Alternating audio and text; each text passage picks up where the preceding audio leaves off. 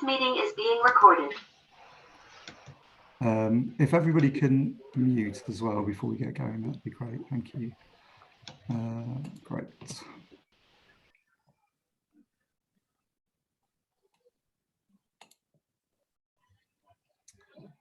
So I've gone onto the questions. I'm going to go back.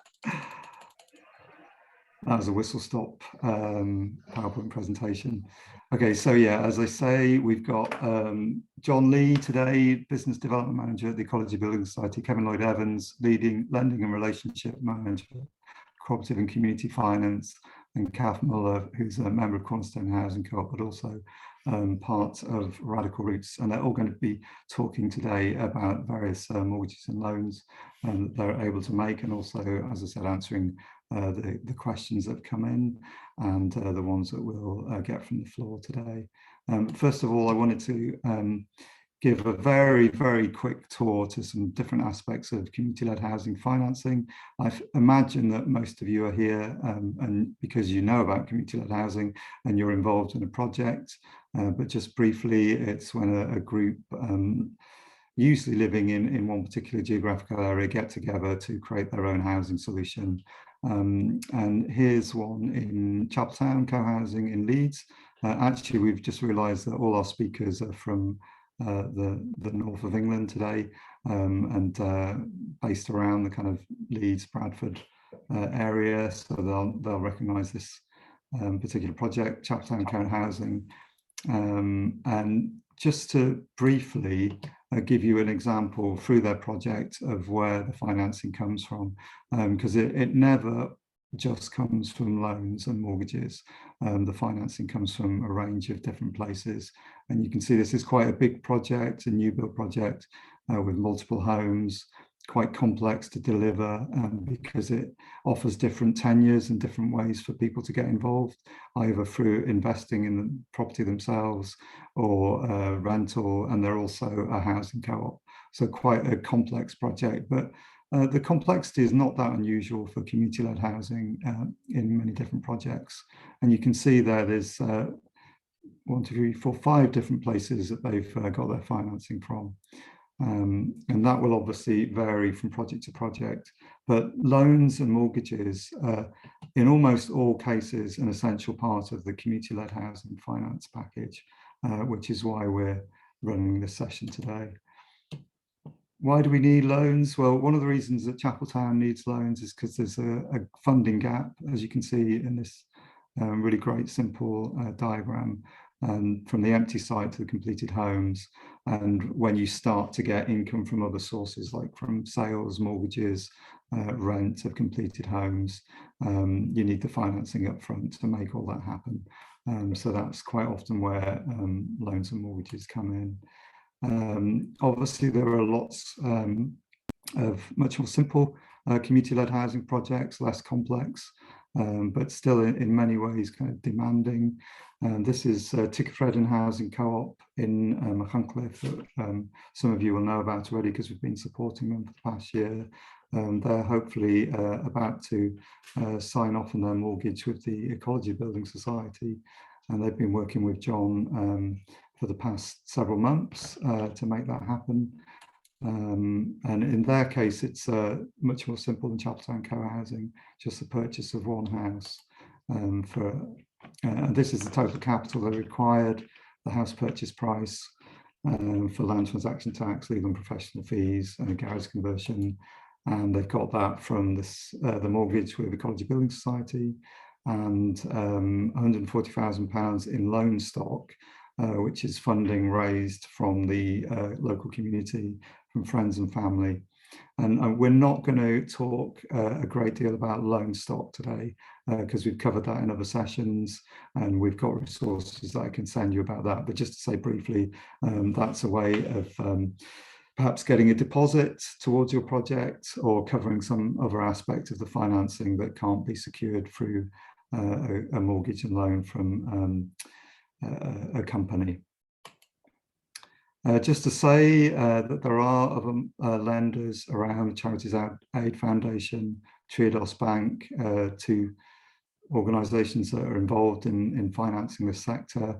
And should also recommend finding out about Islamic mortgages. I'm going to put a link in the chat in a moment. This is a different type of mortgage arrangement. And it's not just for people of Muslim faith. So lots of other people are getting involved in this area, and it's a way, it's not a mortgage because that isn't allowed in Islamic faith. But it's an interesting thing to go and look at, and I'll post the link to the article. I'd recommend having a look at that, a different way of going about your financing. So we're going to have Q&A in a moment, but first of all, I wanted to invite our three speakers to quickly introduce themselves and their organisations and how they can help you secure your financing. And first off, if I can invite John to come up, and I'll stop sharing and I'll let you speak, John. Thank you. John from the Ecology Building Society. Thanks very much, Alan. Yeah, I'm just going to try and get some slides up to share with you and give you something nicer to look at than me. Now then.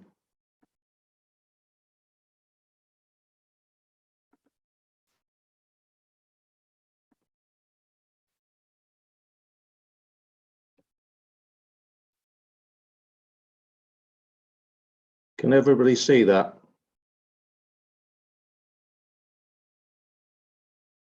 Hello? Yes, we can see it, thanks.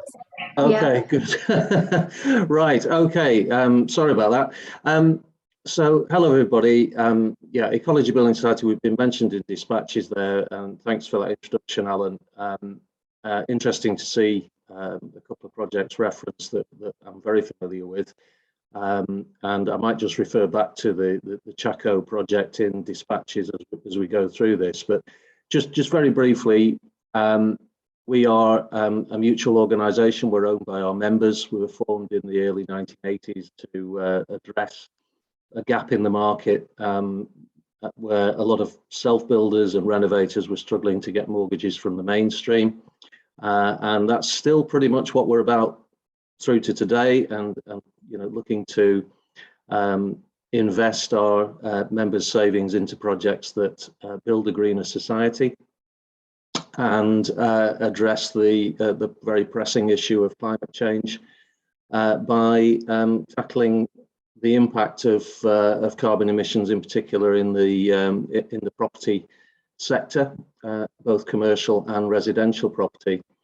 So in terms of our mission, that's really, in summary, what we're about. And any project that we invest in, as well as having a community angle to it in this particular field, needs to have an environmentally positive impact, whether that's on the land or the buildings or the services that the organisation that we're lending to is providing.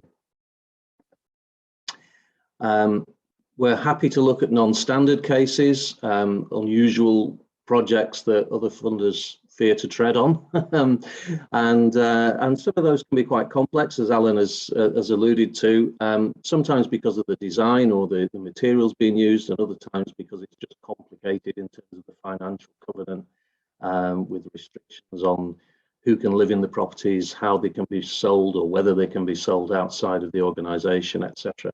And we're used to handling that kind of complexity.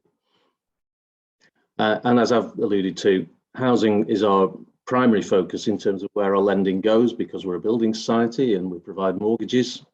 And of course, as we all know, there's a massive issue around the carbon emissions and the number of properties in the UK that need retrofitting, as well as, frankly, a lot of the new builds that are being built not being up to much either in terms of the standards that need to be achieved to hit the sort of 2030 and 2050 goal in terms of reducing our emissions from the UK's housing.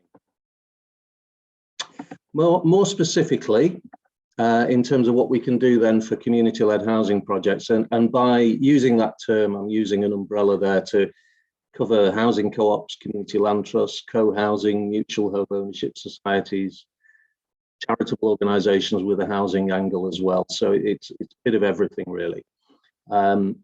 We are a relatively small organisation ourselves, although we're growing at quite a rate, and therefore the maximum that we can lend on a single project is capped by our regulator, and that's up to £3 million at the moment.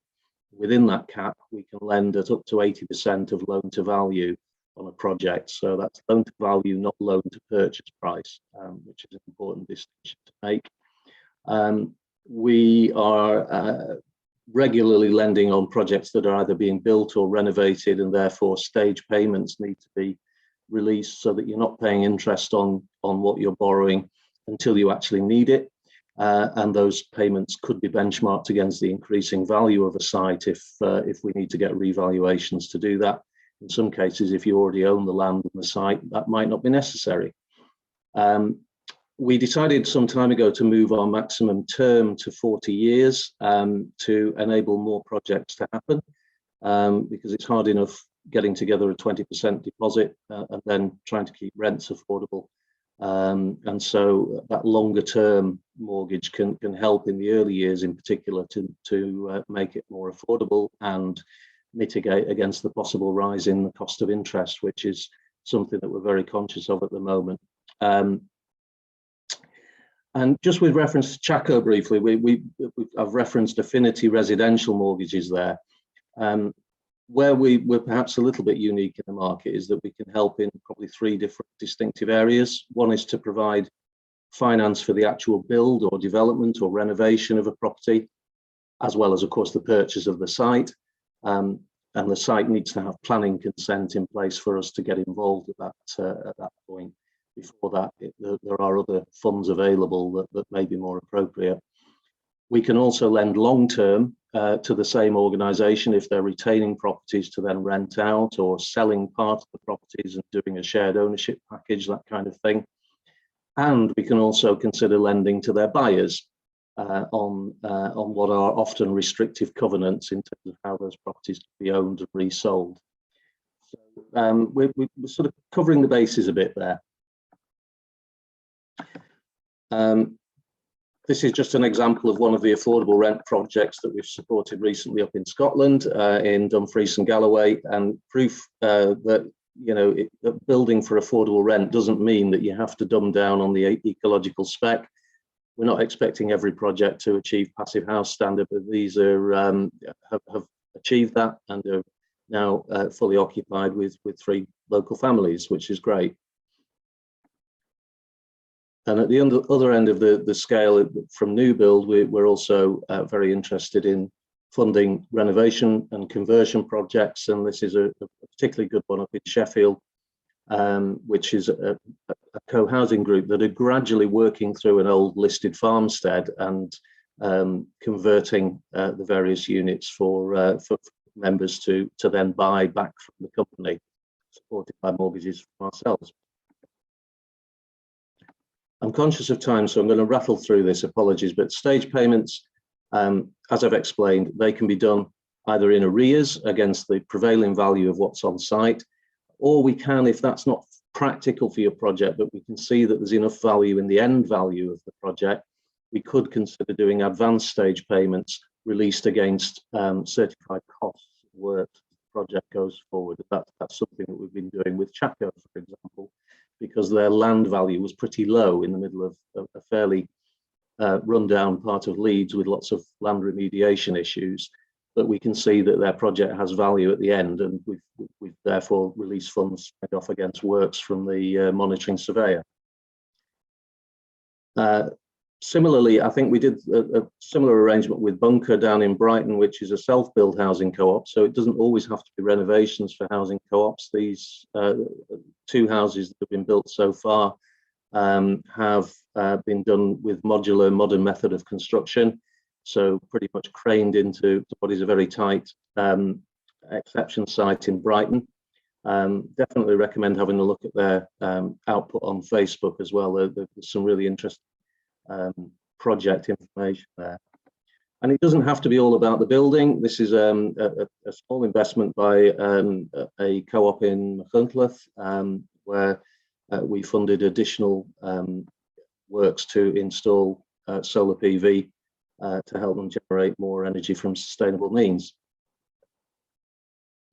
Self-build co-ops are also part of what we do, and this is another example down in Devon of a CLT, Community Land Trust, that has built their project out, and each member has a share of the property, with the CLT retaining the freehold.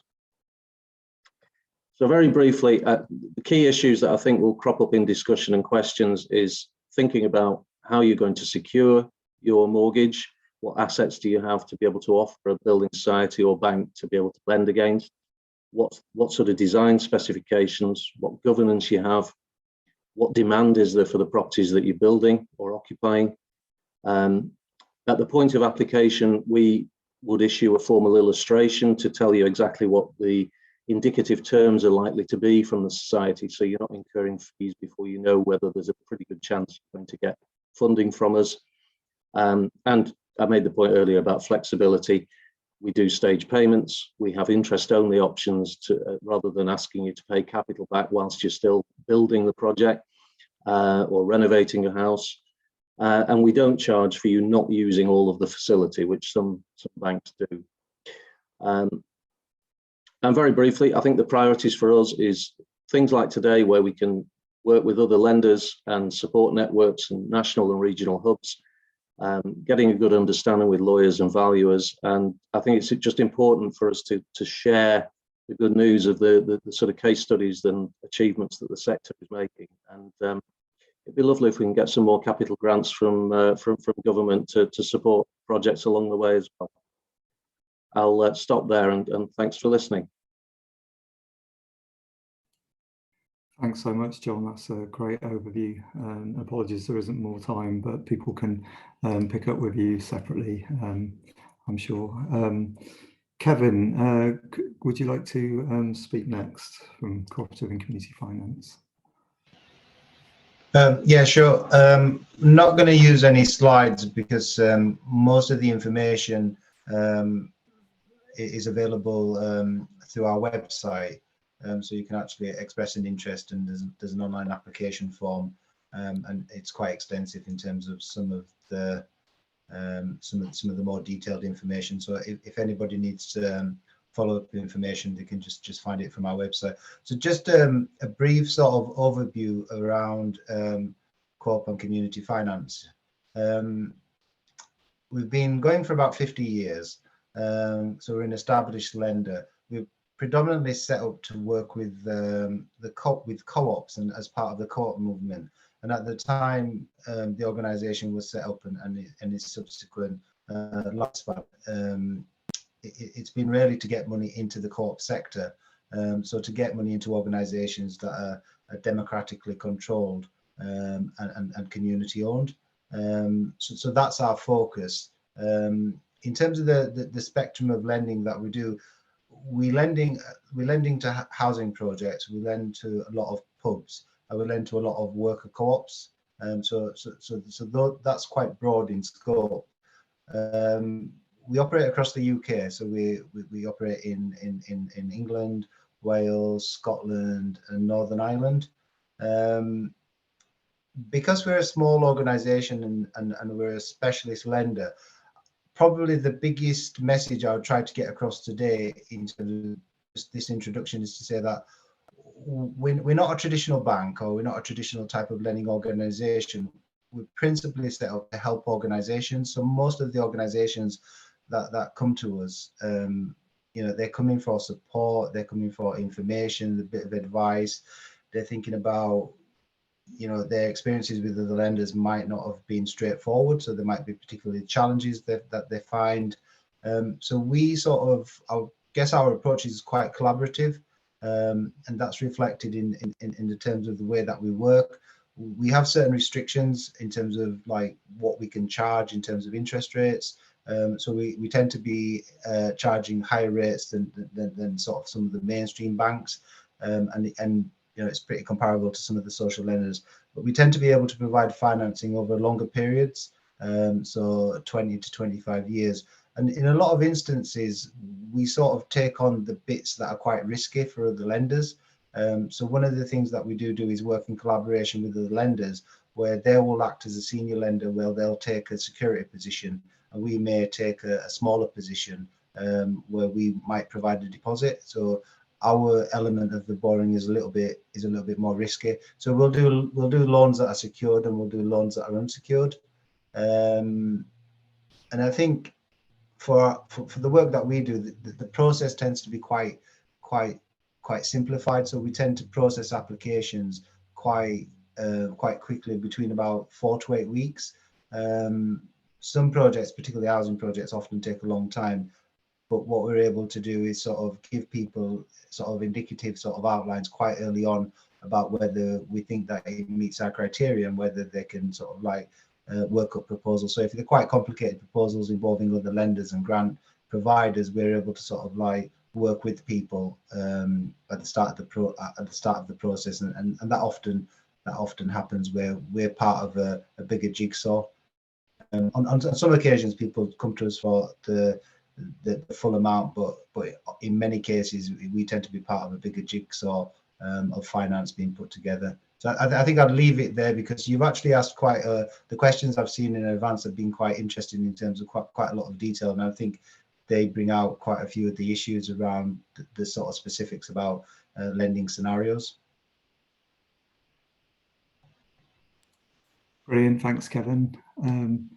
Kath, could you speak to us about Radical Roots? Thank you. Sure. Hello. Yes, it's really exciting to be on this panel. Thanks for inviting us.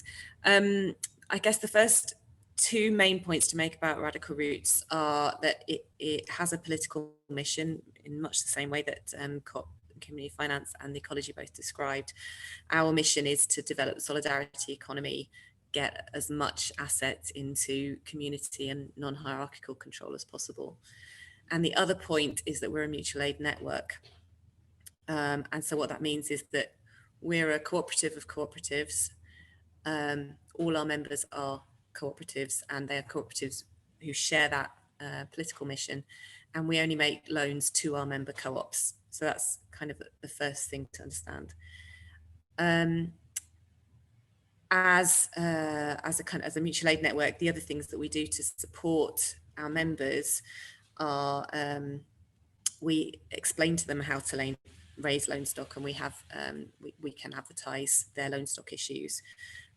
We help them develop their financial plans, so we will work with them to work out a financial plan that is what they need. And then the third thing is that we, over the life of the loan, if they're struggling, we both help them kind of holistically with engagement, community engagement and conflict engagement.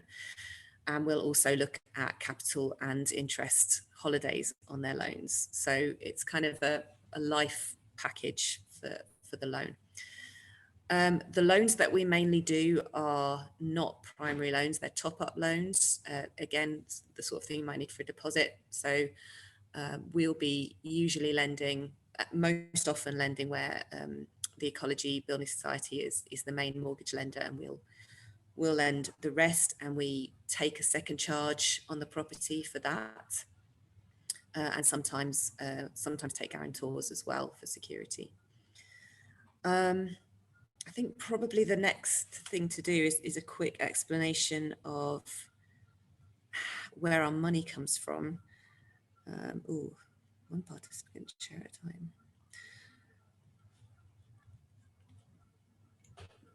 Let me just get some slides on the screen.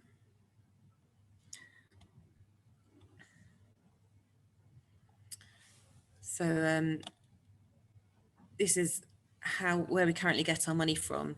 So us on the right, we're that big orange star, Radical Roots, and we get investment from the public, and they put their money's withdrawable shares into Rootstock. That's the green scroll. And then we on the right lend our money to our member co-ops. And that means that the money that's coming from the investors is not at risk for the investors, that Radical Roots takes that risk. Should any of our co-ops default, although we haven't had that yet. I'm not sure actually how useful this structure is, but I'm happy to share those notes afterwards with anybody who's interested more in it. But I guess the highlight is that we're always looking for people to invest so that we can carry on making loans to our member co-ops. We have always had a 6% interest rate. We say it's variable, but it hasn't actually varied. So it was 6% during the 90s when interest rates were 12 and 13% and more. And it's carried on being 6%. And that has generally helped our borrowers to plan. As CCF said, it's not, it doesn't sound competitive, but in the market that it's in, it actually is very competitive. So we're slightly, I think slightly under CCF, but not by much. But we are looking to reduce that rate because our co-ops are having such difficulty in affording that rate and buying a property at affordable rents. And we already, in fact, have a reduced interest rate for the first 5 years of the loan. We've been offering 40-year loans for quite a long time now. And again, because our members are finding it so hard to afford to buy property, we're looking at extending that. We're exploring going maybe even as far as 60 years. I think that's probably all I have to say. I should point out, though, I actually have nothing to do with finance in Rydyn Crus, and Gautier, who's on this call, has a lot more to do with finance. So if I've left anything out, I'm sure he can fill in. Do you want to come in, Gautier, at this moment to say anything? Thanks, Kath. No, I think that's okay. I think Kath has covered the main points, and then if there's any questions, and if I can help in answering those, then I will do.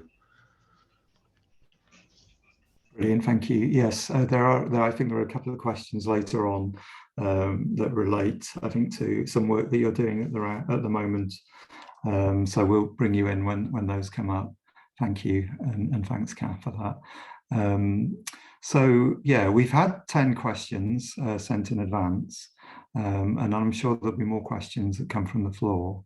So I'm going to share my screen again, and we'll go through them one by one, and then I'll introduce mostly John and Kevin to answer the questions, because they cover a broader range, not just housing co-ops.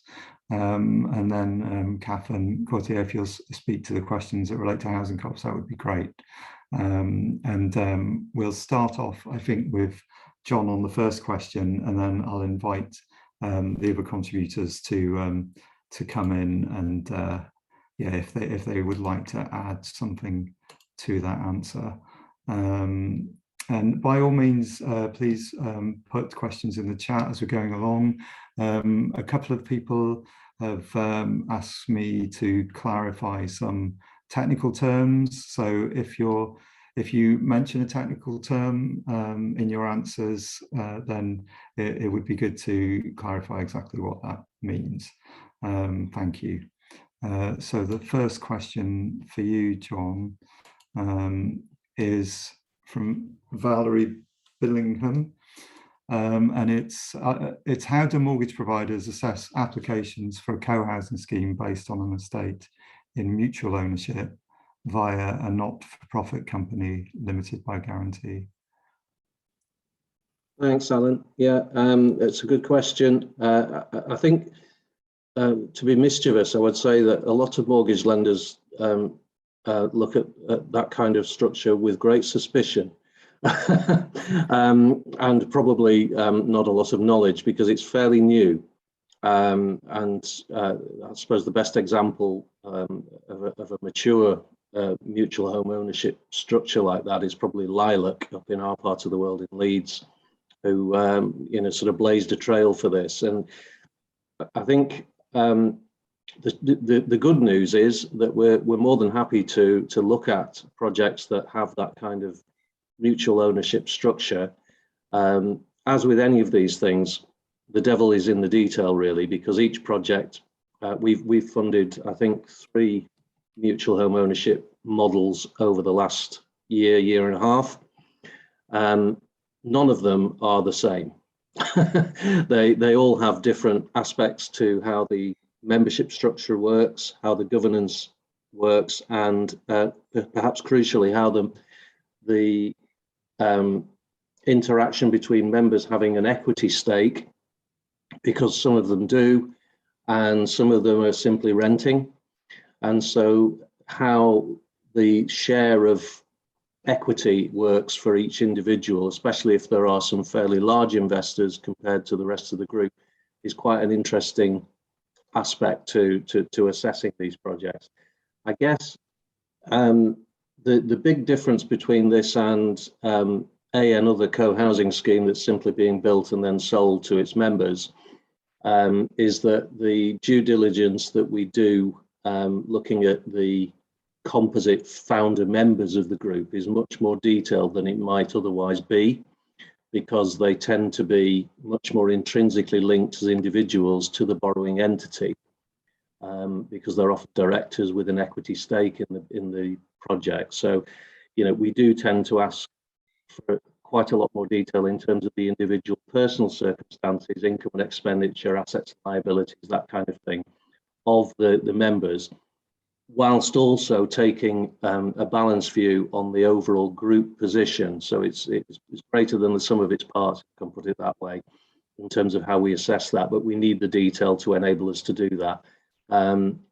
It's not straightforward. It perhaps takes a little bit longer to wade through than it would on a more vanilla sort of project, but we're up for the challenge.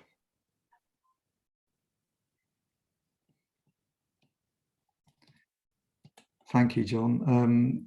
Is it worth quickly saying exactly what mutual home ownership is as it relates to the mortgage? It's where a group own a mortgage collectively. Yeah, we as a lender, we're effectively providing the long-term loan to the mutual home ownership society, and that could be a company limited by shares or by guarantee.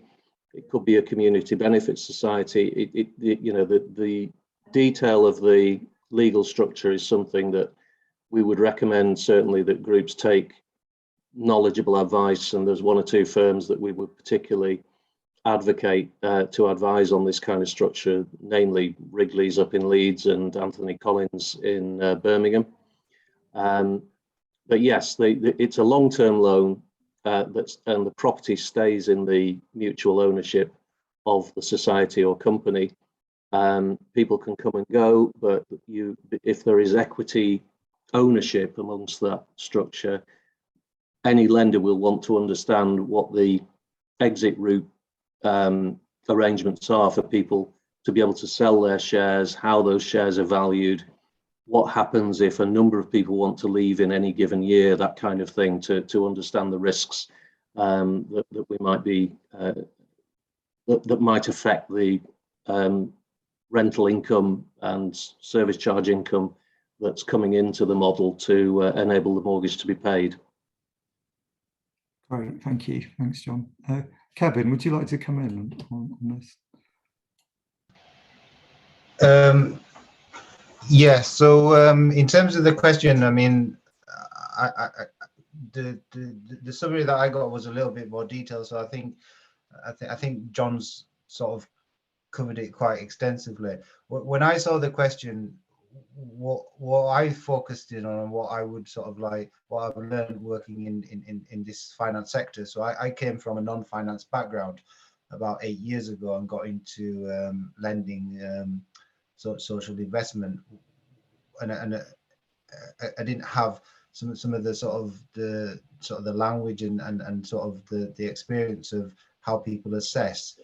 What I'd probably say with questions like this is there's generally two things that anybody that wants to lend money is really focusing in on, and they may use different, you said jargon, and there is a lot of jargon to describe the same processes, and there's lots of different ways of going about it, but essentially what people generally are looking at is the flow of money. So people are borrowing money, so they want to know what's the flow of money back to them and how secure is that flow of money. And then the second thing in my experience that people are very interested in when they want to lend money is the people and what's the link between the two. So in something like this, the main thing to get across to the lender if they're not familiar with mutual ownership or co-housing scheme, is what's the flow of money and what's the mechanism for the people managing the schemes, and also people exiting the scheme. So if somebody's involved and they own one of the properties and they move out, so I think that's the only thing that occurred to me in terms of this kind of scenario. You're looking at how the money flows, getting that across, and also the people side of it. How does that impact in terms of people being able to get the mortgage repayments? Great, thank you, Kevin. Valerie, are you on the call? Does that answer your question?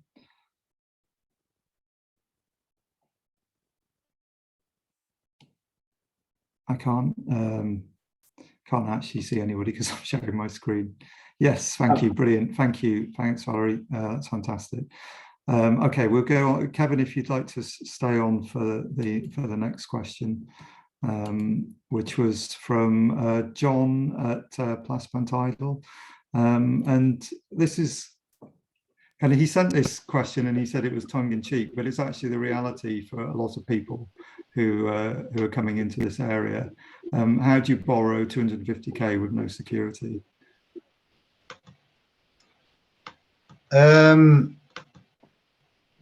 If you want to borrow 250,000 without any security, the best way of doing that is to demonstrate that there's some sort of realistic or some sort of certain way of being able to repay the money back. So there are lots of organisations across the UK that will lend unsecured. So Corp Finance will lend with very little security and take positions where we don't have much security. I think the key is to be clear about why the money is being borrowed and what's the repayment mechanism. So you can have unsecured lending for lots of different reasons, but the repayment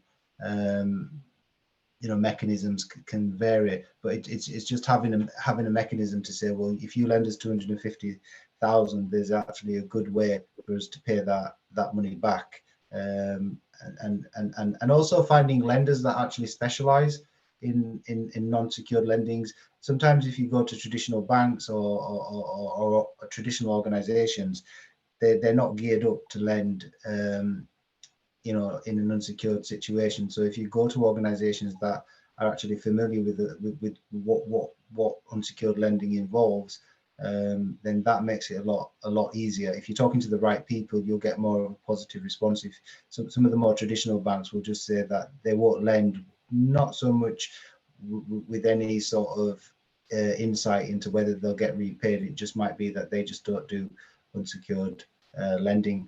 So I think that those are the two things: demonstrate the way of repaying the money, and also speak to the right people, speak to people that are actually in that market of lending money unsecured. Great, thanks, Kevin. John, do you want to, John Lee, do you want to come in on that? Yeah, sure. I'd certainly echo Kevin's comments. Just to pick up on a comment in the chat vis-a-vis the last question, yes, absolutely. It could also be a cooperative society, as Gautier points out. So apologies for missing that off the list. Unsecured lending isn't something we do, but there's a difference between unsecured and lending where the security has a particularly low value. And from looking at the context of the question that John raised, it sounded as though this was an asset that perhaps has no saleable value as it is, but with the benefit of the proposed works to the site would have an intrinsic mortgageable value on completion. So it may be that actually the question is, how do you borrow £250,000 where you have lacking value in security rather than anything tangible to be able to secure the loan? If there is land and or buildings that have a very low or nil value, that doesn't mean that you cannot get a mortgage. It is obviously more difficult, and a lot of assessment would need to be done as to what the sort of end position would be if works are being carried out to make dwellings on the site or to improve a very dilapidated structure, that kind of thing. And that's where that advanced stage payments model can come in, where we can release funds against the future value of what is on site rather than what is on site at the present time. I'm not going to pretend that that's easy or common. There are, as Kevin has said, a number of lenders that operate in a sort of more unsecured environment. Tends to be understandably more expensive because it's higher risk. And the other thing I would just want us to add into that is that other ways of potentially raising capital might include doing something like a community share issue, for example, where you're attracting share capital from the local community or the wider community and offering a dividend on that investment once you're in a position to do so via a formal share prospectus. But that's something that obviously advice would be needed to get that right. That's maybe worth thinking about.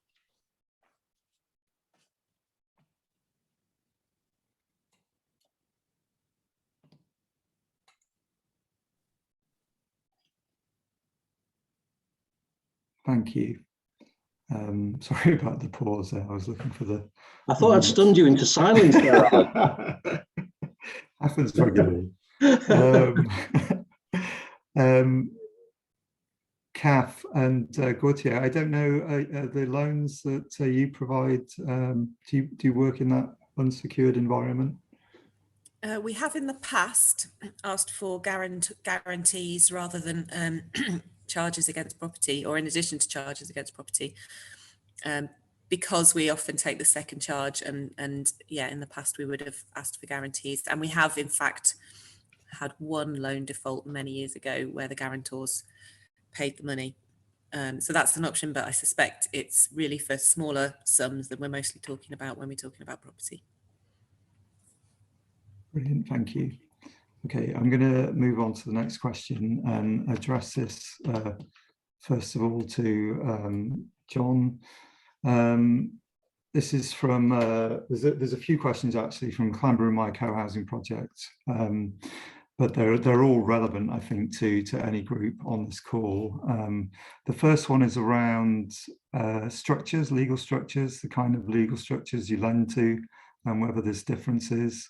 And the specific question is around whether forming a community land trust would improve the chances of getting loans or mortgages, or does that make any difference? John first. The answer is no, it doesn't make any difference. It's certainly not a criticism of CLTs. Absolutely great if you're forming a CLT. Doesn't have to be a CLT, and our terms, which I think we'll come on to in another question, are equal regarding whether you're a co-housing company limited by guarantee or another structure, or a community land trust. So no, there's no difference from our perspective. Whether there are nuanced differences as to what sort of grants you might be able to apply for, that's maybe a secondary question, but not in terms of mortgages, no. Thank you, Kevin.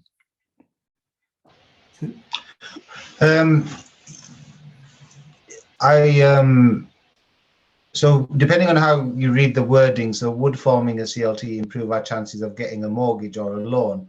Well, I'd say that that's not, it depends on how you interpret that. So I would say obviously for co-op finance, the legal structure is important because we're looking at democratically controlled organization. So for us in that sense, being a CLT would work. So that would be good. It doesn't necessarily mean that just because you are that legal structure, it means that you'd be able to secure the financing. And there may be other organisations that look at your legal structure in terms of whether you're socially orientated. So it would depend on the lender. So some organisations, if they're a social lender, they will ask for certain social characteristics around asset locks and profit distribution. So sometimes those things can come into place. I'd probably say for us, legal structure is obviously important in terms of being a cooperative, and they can take many forms. But whether that probably I'd say the wording I'd say is it enables you to apply to maybe more organisations. Whether that increases your chances of securing the funding, that'll depend on the actual proposition.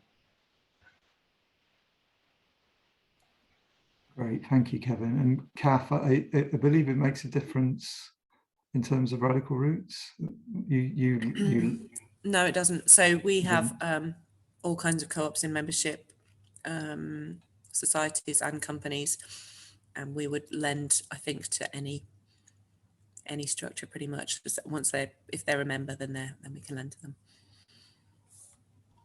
If I may just come in on this. Thank you. Yes, although I think it would probably be a little bit harder for a CLT to become a member of Radical Roots, because I think in terms of criterias, the structure is a little bit different. Normally, our members are co-ops, and usually CLTs are community benefit societies.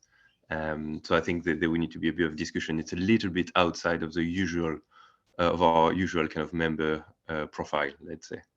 So I think we would tend to lend to a co-op rather than a community benefit society.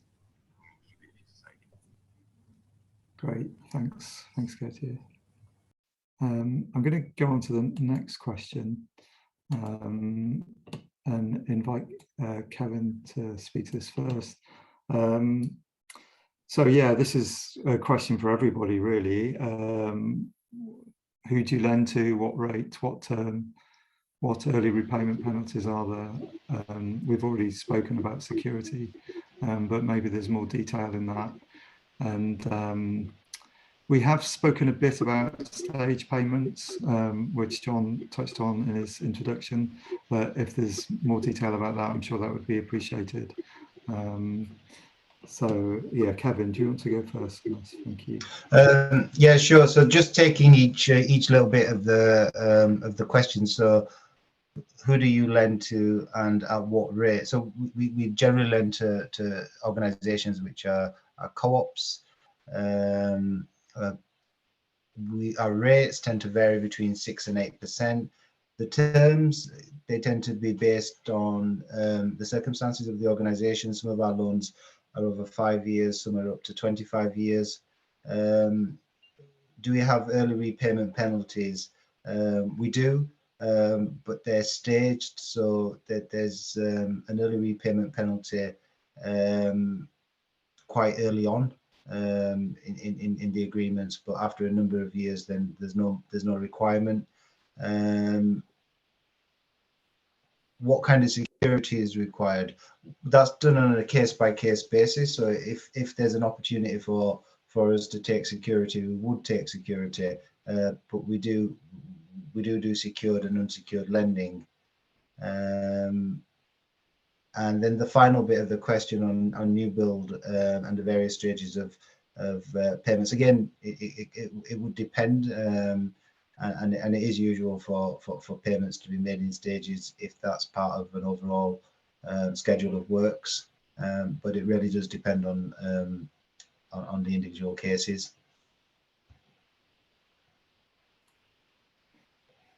Thanks, Kevin. John, can you that's it? Yeah, Thank sure. you. Okay, so as I touched on in my presentation, we lend across the whole spectrum of community-led housing organisations. So if you're a community-led housing organisation, chances are we'll lend to you if everything else stacks up.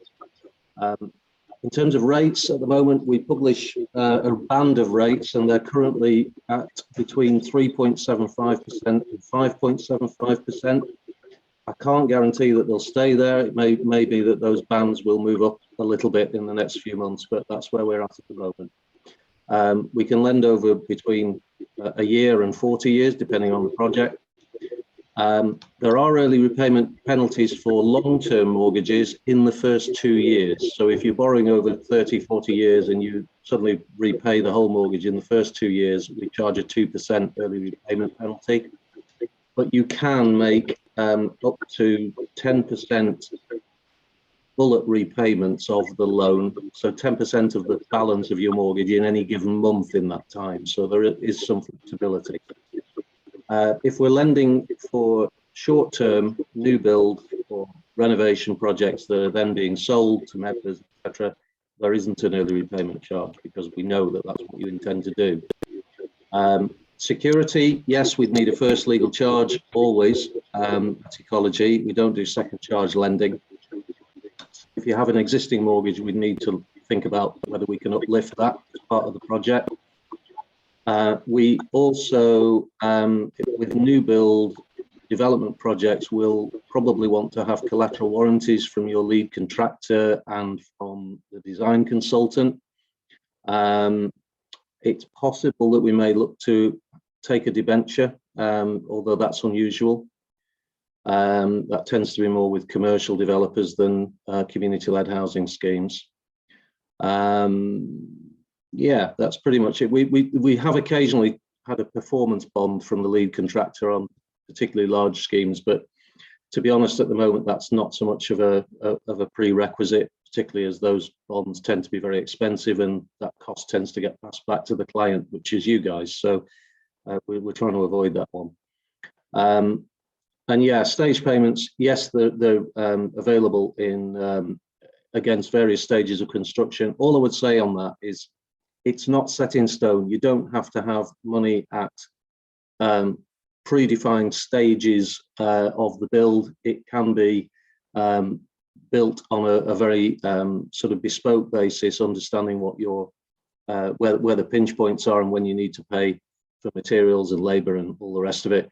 All I would say is that that needs to sit within the agreed loan to value or loan to cost ratio that we've agreed with you at the outset. What I've just seen a question, which is, what is collateral? What's it? It's can I just pick that up? It's a collateral warranty, which is effectively an undertaking from the lead contractor on a project or from the architect to enable the lender to have step-in rights to enable the project to continue in the event that those professionals on the project aren't able to deliver what they were contracted to do. It provides us with a bit of comfort that we have that access to the design collateral warranty over that, so that we can talk to other professionals to enable the project to complete if it gets into difficulty. And a debenture is simply a charge, a fixed and floating charge over the assets of the borrowing company or entity. So as well as having a charge over the land and buildings, it potentially gives the lender recourse to having a charge over cash and debtors and any other assets that may be vested in the company. To be really depressing about it, it also gives the lender the power to appoint a receiver if things have really gone horribly wrong. Great, thanks, John. I know Kath has got to leave, so I'd just like to say thank you very much for coming and yeah, contributing today. And I will ask Gautier this question. If you've got anything to add to what was said earlier about rates and terms, I think you've gone over some of this, but please do come in and add. Yeah, I mean, I don't have a lot to add, so just to kind of say that again. So the usual rate at the moment is 6%, although we do offer a 5% discount, like a 1% discount over the first 5 years. So the first 5 years are at 5%. However, we can in fact agree different terms on a case-by-case basis. So some loans, for example, we've agreed a 3% interest rate for the first 5 years. Some loan we've agreed a 5% rate over the full length of the loan, and we are currently reviewing our terms anyway. So it is quite likely that the radical roots rate is going to drop in the next year or so. In terms of terms, we usually offer the loan over like up to 40 years. Again, as Kath said, we might extend that. And I believe that currently we do not have any penalty for early repayment. We've also never had to make we've never had a co-op who requested an early repayment, so I'm not entirely sure whether we have a clear policy on this. And in terms of new build project, we haven't done much of those. Most of our projects have been renovations. So again, we'd have to assess that on a case-by-case basis in terms of the stage payments. Great, thank you. We'll go for one last question and then go into the breakout rooms. And this is also related to the Llanw Mine. I think, John, you touched on this in your last answer, but this is related, I think, if you're wishing to access development loans or mortgages and then paying that back very quickly. Yeah, in terms of the costs, the fees aren't any different. So we charge a flat arrangement fee, whether it's for long-term borrowing or short-term borrowing. It is probably also fair to say, though, that the rate of interest on a development facility will be higher than a long-term mortgage that is simply secured against existing properties that have no construction phase risk attached to them. So, you know, there is a premium to pay for a funder wanting to take the risk of enabling a new project to be built. I'm not suggesting that's a massive difference, but it is fair to say that interest rates will be probably between 0.5% to 1% higher for a development project than for something that is secured on existing housing stock. Thank you, John. Kevin, do you want to speak on this briefly? The only additional cost would be an early repayment, an early repayment penalty. But I think this is one of the things where I think talking to lenders and sort of knowing a little bit more about the specifics around what's being proposed would help, because sometimes, you know, the early repayment penalty can sometimes be, you know, something that, you know, you know, if you can avoid it, then you know that can be a barrier to people. So if that can be worked through with the lender, then sometimes that enables the cost to be lower. So I think, you know, the answer is really, it's around, with us there is an early repayment penalty. But having said that, if that was a significant barrier to the lending not going ahead, I think we'd look at it on an individual case-by-case basis to see, you know, what's the best way of helping the client. Great, thank you. Okay, I'm going to stop sharing for the time being, and I'm going to create some breakout rooms and let you have a chance to have a chat and meet each other and give the speakers a bit of a break, although they'll be in the rooms as well, but don't bombard them with too many questions, because it's just really a kind of a chance to exchange what's going on for you and your projects. And if you've got yeah, some mortgage and loans experience you want to talk about.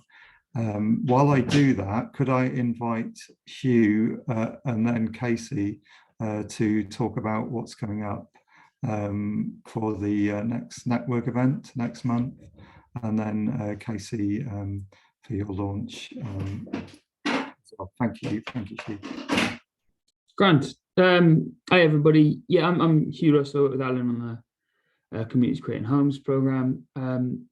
Next network will focus on construction specifically, and with a view to looking at maybe more innovative forms of construction. The idea being to inspire, to give community groups in Wales who are thinking about building their own homes some ideas for some of the more innovative practices that are at our disposal now. So we've got the Welsh Government lead for the Innovative Homes programme, which has closed for applications, but from which there will be hopefully quite a lot of learning. He's going to present, and I'm working on getting a couple of community groups who've developed in an innovative fashion to come along and talk through their experiences. So for anybody who's interested in that side of things, you'd be most welcome to come join us. That will be on, I think, the 24th of March, so a month today. And if anybody has any ideas for speakers who might want to talk about building using modern methods of construction or off-site manufacture, that sort of thing, I'm all ears. Please do send some stuff in the chat. I know I think it was John mentioned Bunker and Brighton earlier, who self-built in a pretty interesting fashion. I have contacted them and I'm waiting on a response. But yeah, any other ideas would be very welcome. Thank you very much.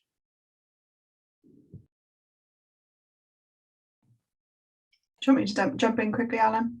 Thanks, Casey. Hi everyone, Katie Edwards, work with Alan as a community-led housing advisor at the Wales Co-operative Centre.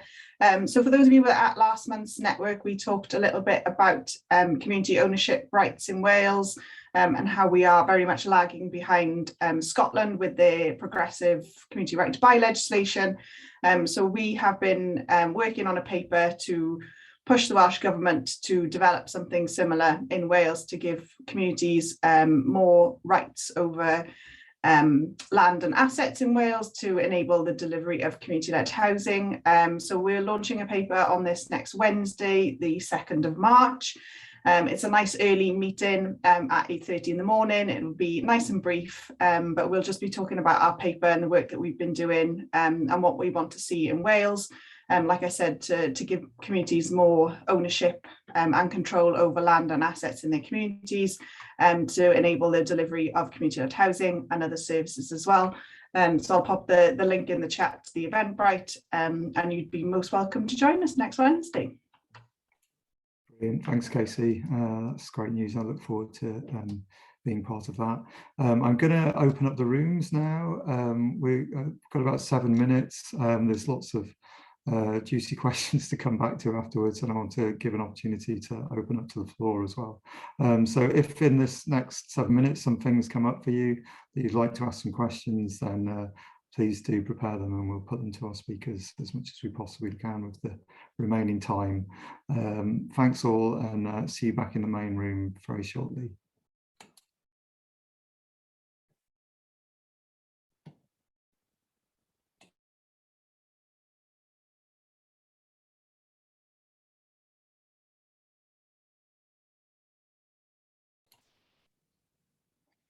Apologies to anybody if they got cut off mid-sentence, which is quite a common experience in breakout rooms. Yeah, as I said, we've got quite a few questions still left to be asked, and I've already had one extra question from the floor today, so I'll come on to that in a moment. But just to quickly go back to one or two questions left from the questions sent in advance. If we could speak briefly to these now, I think, as time's moving on. But Kevin, maybe I could come to you first on this one, which was around when housing co-ops or other organisations need to have a business plan and valuation ready. Especially this is related to working with the Self-Build Wales project, where there's development finance upfront and then people have to get a mortgage to pay back once the construction has been completed. And there may be other scenarios like that. It's not necessarily just specific to Self-Build Wales, but Kevin, maybe you could speak about that first. Thank you. Yeah, sure. I don't know anything really about specific schemes in Wales, but in terms of general proposals, I think it's a good idea whenever you decide to speak to anybody, particularly like finance people, is to have some sort of business plan. And I think the business plan just needs to be proportionate to what you're doing and who you're speaking to at the time. So I think in the business plan should just have a general description of what's going on, what you're looking to borrow and how you might repay the money, and then maybe something on the key people involved. People tend to struggle with business plans because they tend to think that they have to write lots and lots and lots of stuff and fill it and go on for lots of pages, whereas I think just getting some points down and getting the main elements of the proposal in down in a few pages is quite useful. In terms of valuations, well, I think it depends on what resources organisations have and what kind of valuations they're actually thinking about undertaking. They need to take the right valuation for the organisation that they're working with. So I'd say the business plan's the most important, and then with the valuations, not knowing this particular scheme, I'd probably say make sure that you're talking to lenders before you get valuations, and make sure that the valuation is relevant to the lender, because you could end up with a valuation that you've paid for but is not appropriate. Thanks, Kevin. John, do you want to come in? Yeah, I'm assuming that the way that the scheme will work is that the self-build Wales scheme will fund the development works, and that mortgage would be required on completion by the housing co-op or by individuals in the case of different models. So I understand the question. I think, yes, a business plan to set out the assumptions that are being made would be something that we'd want to see, and that would enable us to work through that with you to be able to provide an illustration of what our terms would likely be. For us, we'd particularly want to know about the ecological spec of the designs to make sure that they fit our criteria. In terms of the costings, we would want to see detailed records of spend, and whether that's from an architect or QS signing it off, or whether the co-op has the skills to be able to do that itself. That's something we want to talk about. And very quickly, the valuation question.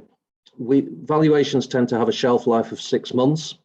So a formal valuation to support the mortgage to the co-op would not be sensible until we get to within that kind of time frame, so that we can use that valuation towards the completion.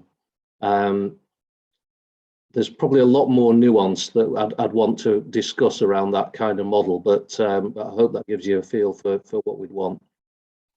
Brilliant, thank you, John. Yeah, I can always put you in touch with Norma for more detail, I'm sure, and also introduction to Self-Build Wales scheme, because it might well be relevant to a few different callers. Yeah. Thank you. So, yeah, this question was from an existing housing co-op, and it was about getting loans for a bucket of different things, as they describe there, and I left in the actual details of what they wanted to do, because it might be relevant to what you can loan on, and you might loan on some things but on not on other things. And I wondered, John, first, if you could come to that. Thank you. Well, the short answer, Louise, is yes. We would be interested. There's enough there within the sort of mix of funding that you're looking to do that demonstrates that there is a sustainably positive impact both on the land and energy of the scheme. The only cautionary point I would make is that if we're being asked to consider income from new ventures like the yurts or pods that can't be evidenced at the moment, it's unlikely that we'll factor that into the amount of money that we think you can afford to borrow. It would come from the core existing income streams that the co-op can demonstrate first and foremost. But that aside, yeah, absolutely, we'd be interested. Thank you. And Kevin, is this something you'd be able to support? Yeah, pretty much the same answer as what John just gave. Probably the only thing I would add in some of these cases where people talk about consolidating loans and they've already got existing debt, sometimes that's quite useful, because you can structure the new loans so that the actual additional borrowing doesn't actually mean huge amounts in terms of repayments, depending on what the existing loans repayments are. So if the loans that are existing are over shorter terms, you can sort of stretch the loans over longer terms and make the loans affordable for the other pieces of equipment that they want to buy. So it's probably that's the only thing that I would add. But yeah, it's not a problem having a range of things that people want to borrow money for. Great, fantastic, thank you.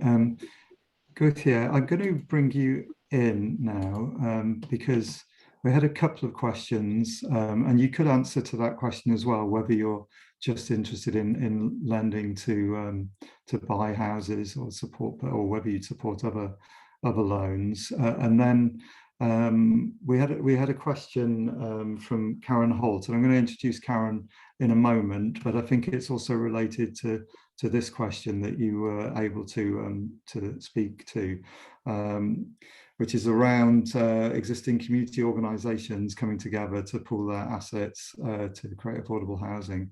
And Karen, I wondered if you could come in now and relay your concerns and question that you had around second homes and community response. Hi, yeah, we're in the early stages of forming a group. We're underneath the barrage at the moment from Airbnb investments in our village. Our regular wages here are 21,000. We're now seeing 2 and 3 bedroomed homes going for 2, 4, 5, way beyond what we can afford. The only way forward, because we're also in Snowdonia National Park and we have a very tight development line that kind of just hugs what's already here really in our village, is trying to retain some housing stock, because once it's gone to Airbnb, there's just no getting it back. Basically, it's non-affordable to anybody in the community. I was just wondering, is there anybody out there that would help in us starting to buy these homes off the open market so we can retain some stock and then borrow off them to purchase more when they come up? Our village before COVID was 40% second homes. Out of 10 homes sold this year, only 1 has gone to somebody who's going to be living in it permanently. We feel like we're on a very tight time scale to act before there'll be no going back. Can I have some advice, please? Thanks, Karen. Do you want to come in to speak to about that, Gauthier, and what you're doing with Radical Roots at the moment? I mean, yes, I can come in to talk about what we do with Radical Roots. I mean, so I can come in the question that's on the slide, but also to what Karen just said, in terms of the situations which are, like, unfortunately really tricky, and especially with the market. I mean, in general, it's been really difficult for groups to be able to be reactive enough compared to other buyers who, you know, buy things just, you know, are kind of cash buyers really, and so they can just afford to go there and be much faster than people who are trying to do some community initiatives. Now, you know, we'd be very interested and delighted to support any initiatives that are going on in those villages. If, you know, people could come together and form some kind of structures, which would be cooperative structures, which would therefore fit our criterias, you know, then we could try to help. I suppose one issue is that in order to get finance from Radical Roots, you need to become a member. So the organization, so the community organization trying to put their hands onto properties would need to become a member, and that is a 6 months process. Now, by the 6 months, you can actually become a member and borrow at the same time. Yes, but and you know, we could maybe there as a catalyst or as Radical Roots, we could have a chat specifically with Karen to discuss what's the situation there and maybe provide some ideas. Now, when it comes to the question of community organization coming together to form some kind of consortium and to pull their assets together. So this is something we've been working on for quite a few years in Radical Roots, because it's been, I suppose, one of the potentials that we've seen in the co-op sector, where we have like fairly mature housing co-ops that don't have any more debt and who are sat on large amount of assets, which also have some cash. And so we thought, okay, let's try to come up with a mechanism so that we can pool those resources together and support new projects, especially again in light of the market, which has gone a bit crazy, and it's been harder and harder for new groups to get set up. And so we have now a model which we call the Corp Cluster, which enable housing co-ops to come together and to form a secondary co-op, which effectively will be like a freeholder co-op that will purchase land or properties and which will lease those properties to a housing co-op. And so the idea is existing co-ops can join clusters, and then part of their rent goes to this secondary organization. The asset starts to belong to a secondary organization, and then that kind of helps funding. That helps to fund new groups effectively. Another advantage as well is those secondary or those kind of consortiums effectively become asset rich and long lasting organizations. So when we then go and discuss with lenders, we are not like a new entity with no record or anything like that. We've got assets to secure against, which might allow us to obtain better terms. We did chat about those ideas with Ecology quite a while ago, and with other lenders as well. And they were, as far as I remember, quite a positive response, or at least like an interest in working in those kind of setup. We are setting up the first cluster as we speak at the moment. So we've got a set of rules which have been developed, and hopefully they're going to incorporate in the next month, in the next few months, probably 3 months. This is based in the north of England. So the co-ops who are part of this cluster are in Leeds and Manchester. But the idea is to then have a model which can be reproduced elsewhere. So to form kind of local clusters effectively, where there is already mature housing co-ops, or anyway, when a new project set up, and if it's set up as part of a cluster straight away, then it sort of ensure that in perpetuity, the part of the rent will be going to an organization which has for purpose to help new co-op setup, basically. So that's kind of, so it's very much in the working, and we think we have a model that that now is viable. Yes, so I mean, hopefully we'll, you'll hear more about this as things get incorporated. And I'm also writing a report for a community-led housing hub about those clusters, and about another mechanism which is about setting up some local loan fund. So in the same way that Radical Roots basically raises money from the public and then lend that out to individual co-ops, we've been developing a model to be able to reproduce that on a local scale. So for example, for any sort of local community-led housing hub, to raise us to set up those kind of investment schemes, so they could support financially projects in their local area. I hope that's answered the question. That's fantastic. Good, yeah, thank you. Yes, go on. Sorry, one little thing I just need to say on the previous question around bucket loans. This is something Radical Roots does as well. Actually, we've had members who have borrowed not for their property, but just to kind of for, either improving their properties or doing an extension, or even kind of buying some material like solar panel or everything. So this is something we do as well quite a lot, in fact. Great, that's really good to know. Okay, we are on or beyond the 1:30 point. I wanted to get a sense from our speakers whether they'd be happy to take 1 or 2 more questions from the floor if we want to go on. But of course, if you need to leave the room, that's absolutely fine.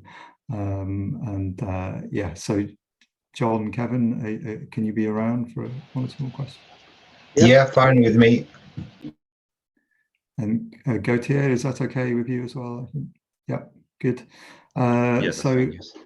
Brilliant, that's great. So yeah, we'll keep it brief, but I am aware that I haven't been able to ask to the floor for many questions. So if anybody does have a direct question, not one of the people who've already asked the questions, please, but somebody who hasn't been able to ask a question, then to either raise their hand using the reactions function, or to just unlock their mic and say you've got a question.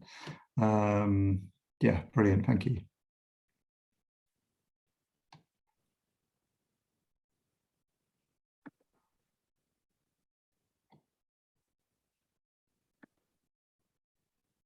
It looks like nobody does have a question, so that's absolutely fine. Oh, Dave, you came and went. Thanks, Alan. I was in a breakout room with Leonie from Swansea and Claire, and she was explaining that in Swansea, which is a very hot property market like lots of places, how can they make a bid that is not beaten by cash or London investors, that they've taken the right steps by becoming incorporated. And I was suggesting they could establish a relationship with estate agents to find philanthropic purchasers who didn't want the property just go to somebody who would then destroy the community. I don't know whether people have got any views on that, and we'll discuss it as a team afterwards anyway.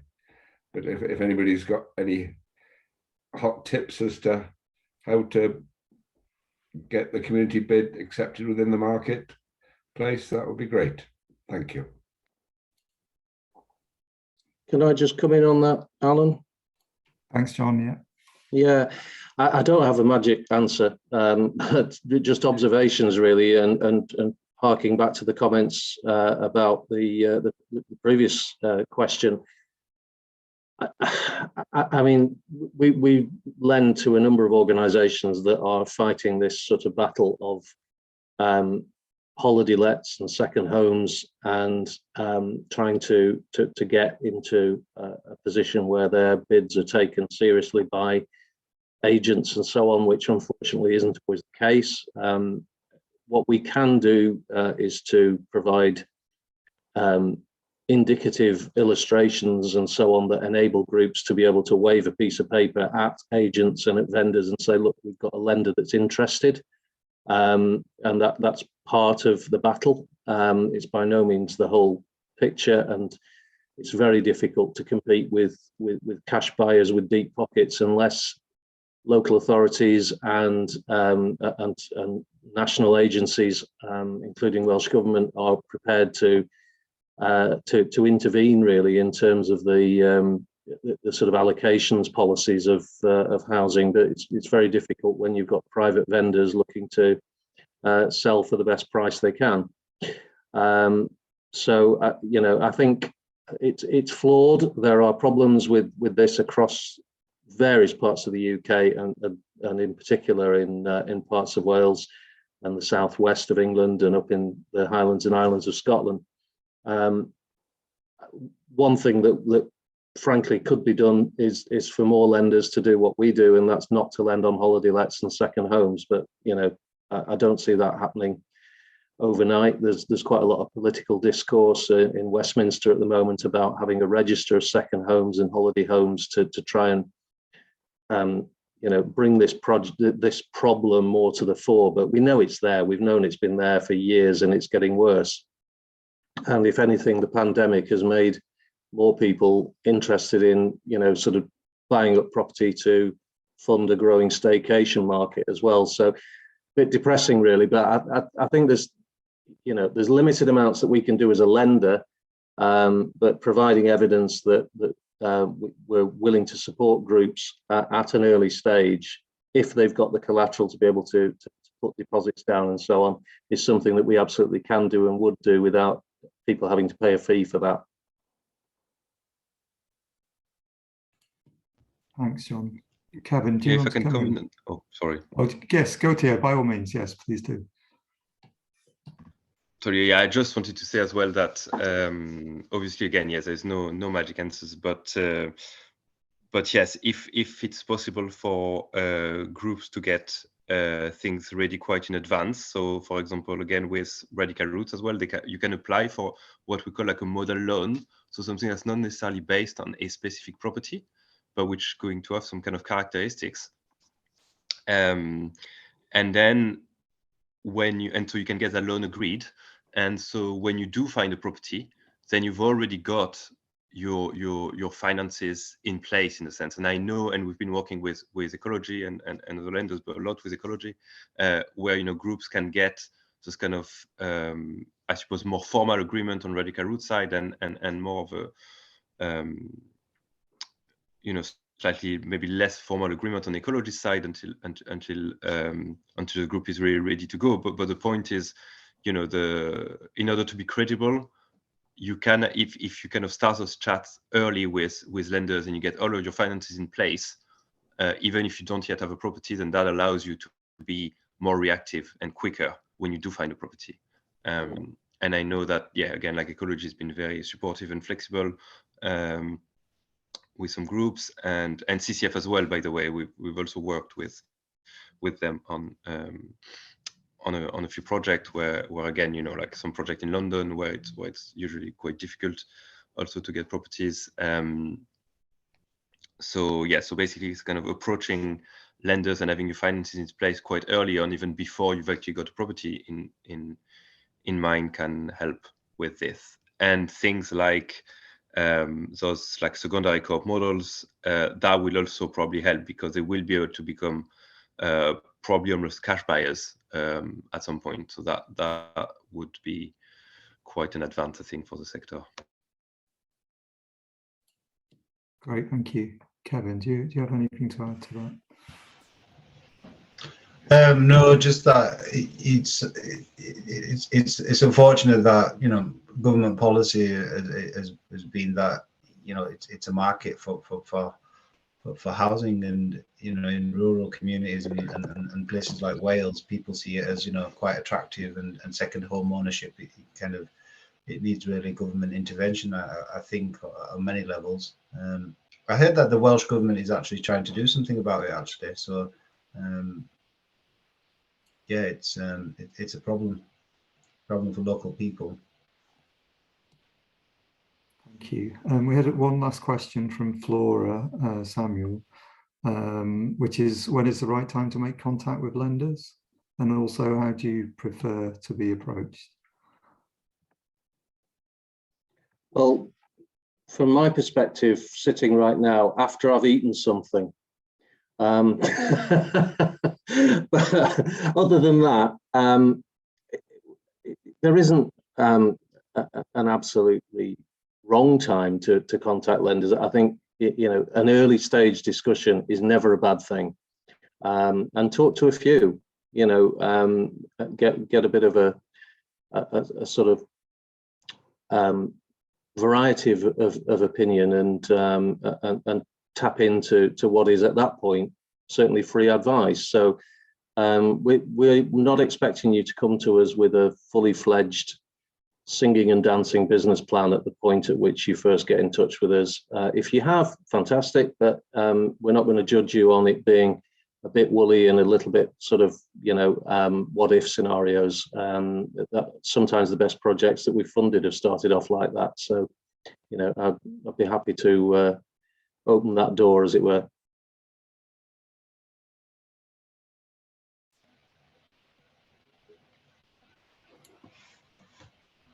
Thank you, Kevin.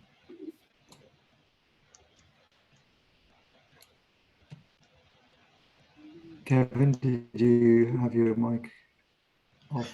Yeah, I mean, what I'd probably say about speaking to lenders and at what stage, and I'd probably say be careful about what you want when you speak to a lender. And my experience of speaking to people is, if you know who the person is who you're talking to, and you know that they're open to a discussion, then that can be hugely encouraging. Sometimes you can have discussions early on, be asked lots of questions, and feel confused, and then kind of like feel that the response isn't great. So probably, in my experience of of people starting community initiatives, I'd probably go to a trusted source. Like today's session is really useful because you've gone through an organization and they've invited speakers to come along, and you're hearing what we say. And I usually think that that's the best way to go with people who might recommend you talk to somebody, and then you know that they're actually comfortable giving advice and taking a bit of time. Sometimes I've come across people that I've spoken to lenders and been really off put by what they've said. So I think that can be quite difficult. Or sometimes lenders just ask you lots of finance questions and then you feel a bit bamboozled. So I'd say go to somebody, an organization like Alan's, where you feel that'd be a good starting point, and then go to a friendly lender, somebody that you know is going to be understanding. In the social sector, what I've found is that speaking to people early on is really useful. In my previous experience, I'd speak to people 2 or 3 years sometimes before they actually ended up taking a loan. And that's because lots of things need to fall into place. So I don't think that's uncommon, but I do think you need to have a positive engagement with the people that you're speaking to, rather than lots of negative responses.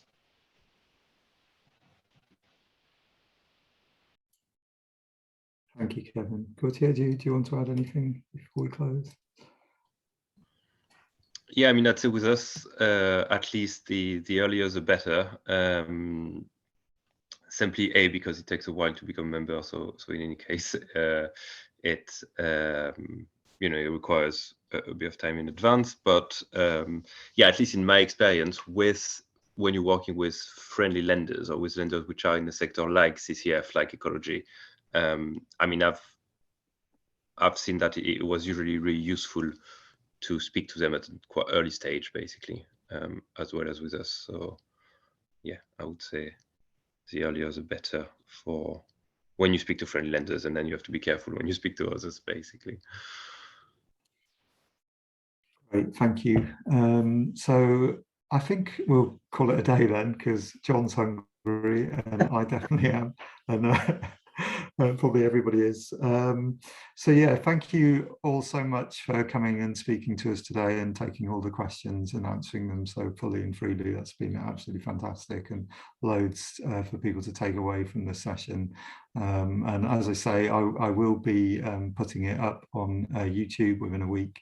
So if there was anything any of the participants weren't sure about or wanted to check over again, then please do go back to the video and check it out. And then yes, by all means, as the speakers have said, get in contact with us at the Wales Co-op Centre, and we can connect you, or we can we've got various other talks on co-op financing as well. Gautier did a training session on getting your co-op budget sorted out and your accounting. So those are all resources that we've already got online, and we can point you to those. But yeah, thanks everybody so much for coming today, and see you all soon. Take care.